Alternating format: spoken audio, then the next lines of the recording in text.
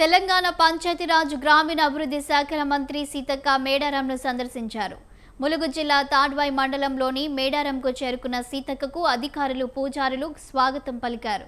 మంత్రిని సమ్మక్క సారలమ్మ పూజారులు డోలు వాయిద్యాలతో స్వాగతం పలికి గద్దెలపైకి తోడ్కొని వెళ్లారు.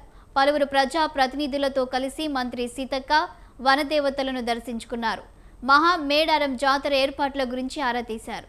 2 ఏళ్లకు ఒకసారి జరిగే మేడారం మహా జాతర జనవరిలో జరగనుంది. ఇప్పటికే తేదీలను పూజారులు సంఘం ప్రకటించింది.